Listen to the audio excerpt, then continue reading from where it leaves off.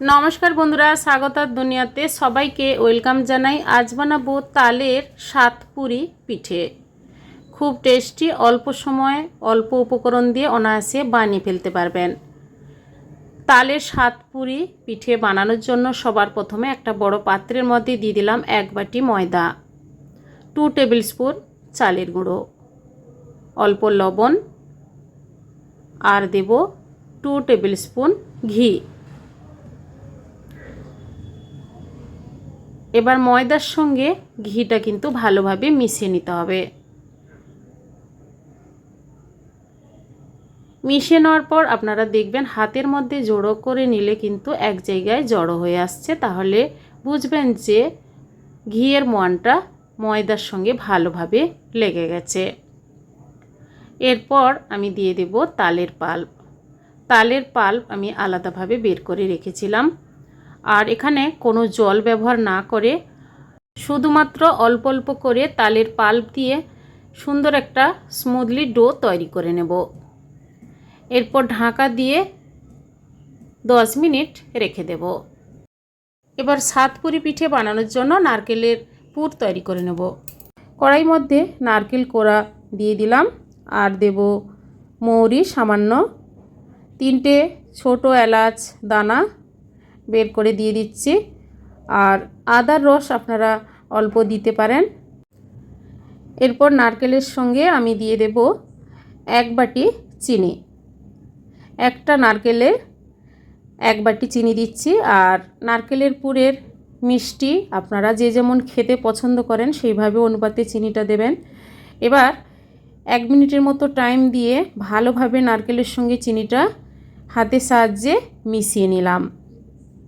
এরপর gas on করে কড়াই বসিয়ে গ্যাসের ফ্লেমটা লো রেখে নারকেলের পুর আস্তে আস্তে করে তৈরি করে নেব। নারকেলের পুরটা কিন্তু তৈরি হয়ে গেছে। এবার গ্যাস অফ করে আলাদা থালার মধ্যে ঢেলে কিছুক্ষণ ঠান্ডা করতে দেব।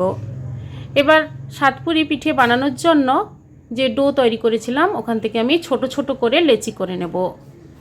লেচিটা কিন্তু বেশি বড় করবেন না এবং বেশি ছোট করবেন না, যেভাবে আমরা লুচি বেলে থাকি পাতলা লেয়ারে সেভাবে করে সবগুলো লেচি এভাবে গোল শেপ করে নিচ্ছি। এবার সাতপুরি পিঠে বানিয়ে নেব।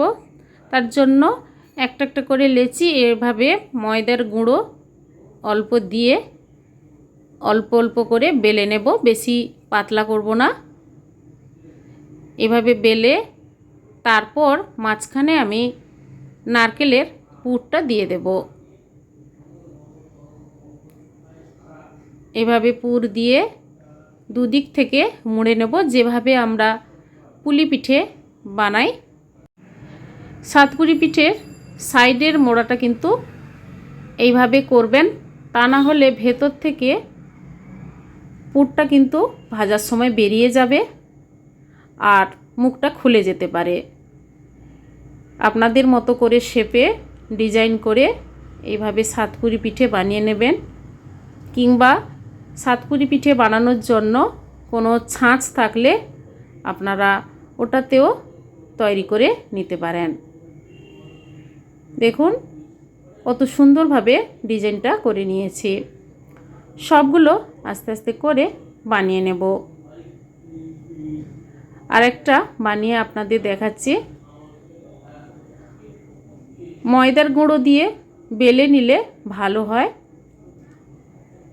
আমি এখানে নারকেলের পুর চিনি দিয়ে বানিয়েছি, আপনারা গুড় দিয়ে নারকেলের পুরটা বানিয়ে দিতে পারেন। এভাবে সাইডেরগুলো সুন্দর একটা ডিজাইন দিয়ে বানিয়ে নিচ্ছি। এই সাতপুরি পিঠে বানিয়ে ঠাকুরের কাছে নিবেদন করতে পারেন, কিংবা যে কোনো সময় বানিয়ে খেতেও পারেন, খুব ভালো হয়। আর এই সাতপুরি পিঠে বানিয়ে কৌটোতে রেখে দেবেন, অনেক দিন ভালো থাকবে। সবগুলো বানিয়ে নিলাম। এবার গ্যাস অন করে কড়াই মধ্যে রিফাইন তেল দিয়ে গ্যাসের ফ্লেমটা হাই টু মিডিয়াম করে সাতপুরি পিঠে ভাজতে দিয়ে দেব। হাই ফ্লেম করে ভাজতে দেবেন না, তাহলে উপরের দিকটা পুড়ে যাবে আর ভেতরটা কাঁচা থেকে যেতে পারে। তাই গ্যাসের ফ্লেম লো রেখে আস্তে আস্তে করে এক পিঠ হয়ে গেলে আরেক পিঠ উল্টে পাল্টে গোল্ডেন ব্রাউন কালার করে সবগুলো সাতপুরি পিঠে ভেজে নেব। আস্তে আস্তে করে দেখুন সাতপুরি পিঠেগুলো কিন্তু বেশ ফোলা ফোলা হয়ে গেছে আর কালারটাও খুব সুন্দর এসেছে। এবার কড়াই থেকে প্লেটে তুলে নেব। বাকি তৈরি করে রাখা সাতপুরি পিঠেগুলো আস্তে আস্তে ভেজে নেব। সবগুলো ভেজে সার্ভ করে নিয়েছি। আপনারা চাইলে চিনি রসে রেখে আপনারা সাতপুরি পিঠে খেতে পারেন। বন্ধুরা, আজকের এই সাতপুরি পিঠে রেসিপি বাড়িতে একবার বানিয়ে ট্রাই করে দেখুন, খুব ভালো লাগবে আর খুব টেস্টি মুচমুচে হয়। আজকের এই রেসিপি কেমন লেগেছে কমেন্ট করে জানাবেন, লাইক করবেন আর আমার চ্যানেলটি বন্ধুরা সাবস্ক্রাইব করে নেবেন। আজ এই পর্যন্ত, সবাই ভালো থাকুন, সুস্থ থাকুন, ধন্যবাদ।